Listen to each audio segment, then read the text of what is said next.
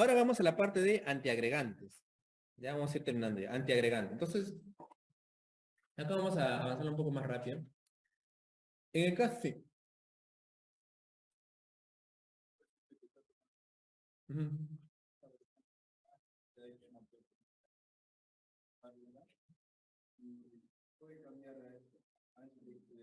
Sí, sí puede, claro. Se puede cambiar. Pero tiene que ser cuidadosamente y obviamente en pasos. Tiene que hacerlo un especialista, obviamente, ¿no? Pero sí se puede. Ya no necesitan, bastante. Pero son más costosos, ¿no? Son más costosos, muy, muy más costosos. Y a veces incluso, como te digo, no todos lo tienen, ¿no? Es un tema no solamente con el costo, sino a veces con la disponibilidad, ¿no? Imagínate, ¿no? Que tú compras un más caro, pero como necesitas usarlo siempre, en un momento ya se acaba en el país, que a veces sucede, ¿no? Hay algunos que son más, más rendidores que otros, pero hay algunos fármacos que a veces se acaban o no hay stock, ¿no? O la farmacia se desabastece, entonces ahí la cosa es más complicada. Mayormente con esos trabajan con laboratorios. Por eso les decía en la clase creo que inicial que los cardiólogos siempre son los que más trabajan con, ¿no? Con laboratorios. Entonces, a veces los pacientes con laboratorios ya, con ellos mismos ya contactan, entonces el laboratorio se encarga de, ¿no? De asegurarse que tengan este abastecimiento, ¿no? Entonces ya es un tema ya más particular. Pero de poder se puede. ¿Cómo?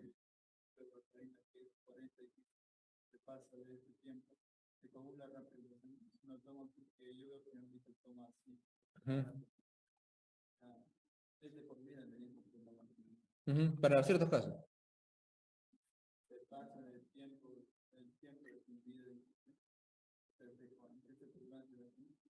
O sea que la persona no tome la pastilla, dices.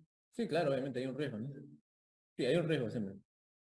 Claro, si la persona no toma hay un riesgo de que suceda. Puede suceder como que no, ¿no? Pero si el tiempo de no toma es más largo, obviamente el riesgo más, ¿no?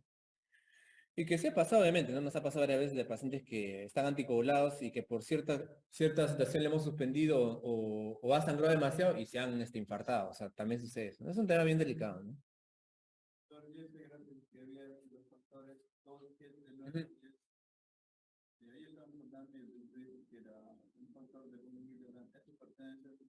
No, no, ahí no, no pertenece, es un factor aparte. Ujú. Ya, entonces en antiagregación, aquí vamos a hablar de tres grupos, ¿ya? Aspirina, tiropirinas y GP2B3A, ¿ya? Si los anticoagulantes funcionaban a nivel de los factores de la coagulación, los antiagregantes funcionan a nivel de las plaquetas, ¿ya? Claro, la idea es la misma, ¿no? Disminuir la formación de trombo, es lo mismo, pero el mecanismo de acción es diferente, ¿ya? Entonces, acá tenemos esos tres grupitos.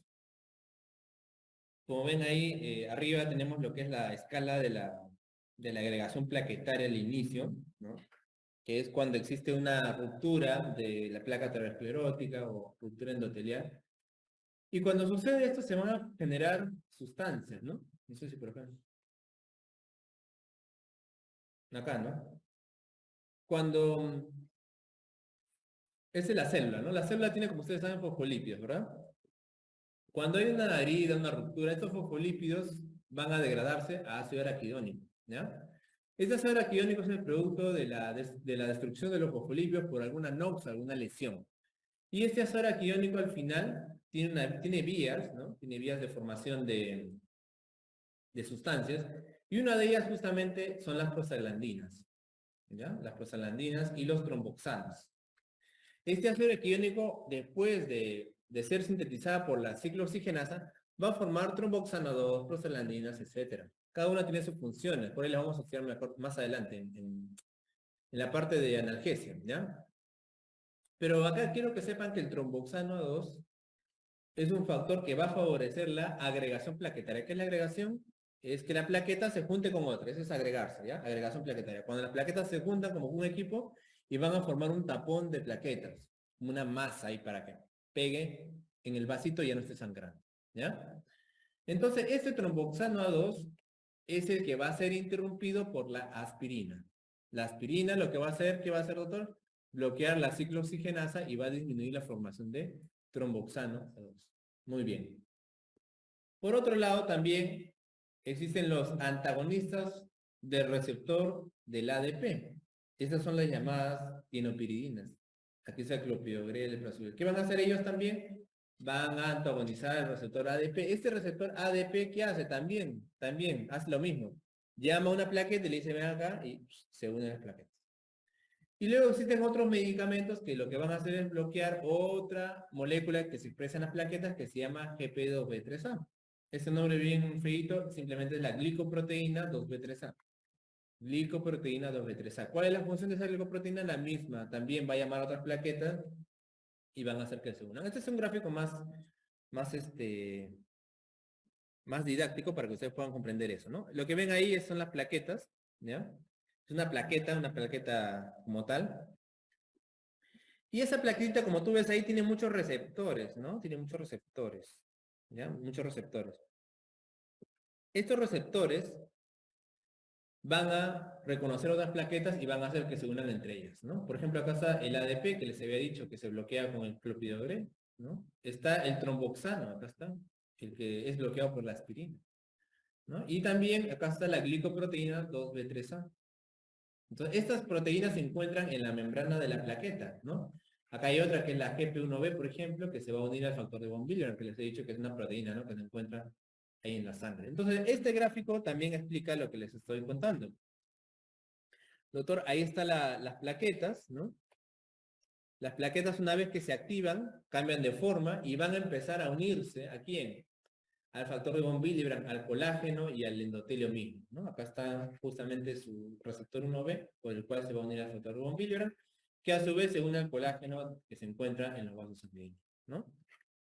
Esto es lo mismo, acá está la plaquetita, que expresa sus receptores, ¿no? Acá está el GEP1B, el 2B3A, pero estos receptores están ahí tranquilos, ¿no? Digamos.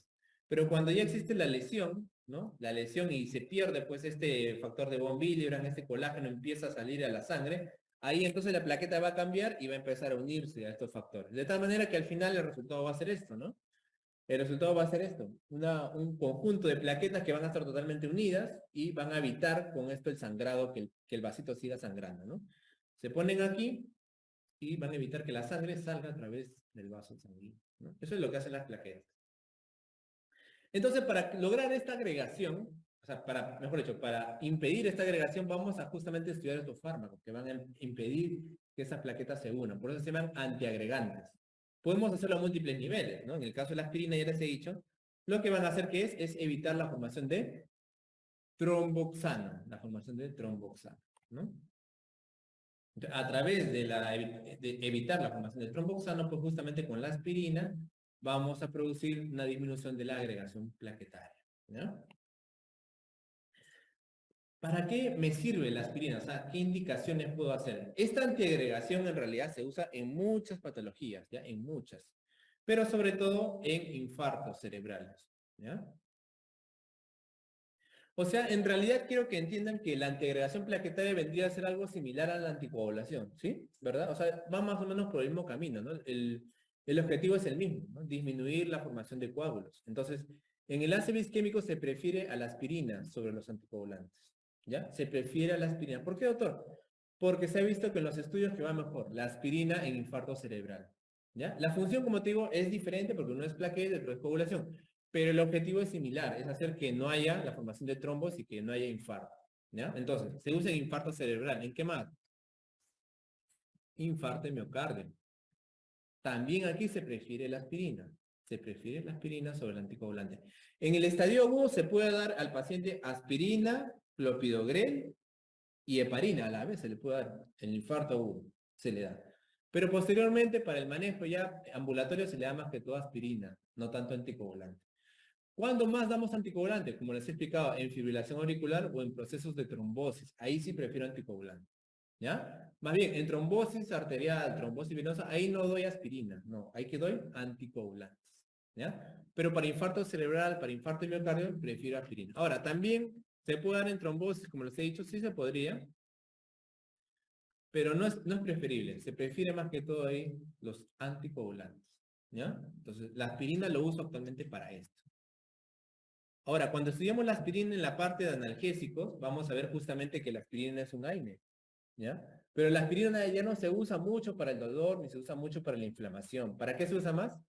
Por su poder antiagregante. ¿Ya? Es mejor usarlo como antes. Por eso lo van a ver ustedes cada rato aspirina en pacientes que tienen infarto de corazón, ¿no? En pacientes que han tenido infarto del cerebro.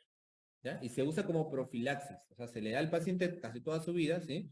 Para evitar un nuevo evento cardiovascular. ¿Ya? Entonces, acá simplemente estos de acá que ustedes ven son los nuevos fármacos que por ahí se están creando, porque no solamente hay pues, problema a nivel del tromboxano, de la GP2B3A, sino también otros receptores, ¿ya? Que en realidad todavía se están sintetizando y probablemente vamos a tener un mercado mucho más amplio, ¿no? A largo plazo, ¿ya? Aquí, por ejemplo, estamos viendo que hay algunos medicamentos que se están empezando a sintetizar, que son antagonistas directos de la trombina, ¿no? Antagonistas directos de la trombina. Ya que al final también van a evitar la agregación plaquetaria y la formación de la fibrina, ya que es el mecanismo al final más importante. Bueno, y del grupo de las llamadas tinopiridinas, están justamente estos de aquí. Ya, vamos a ver.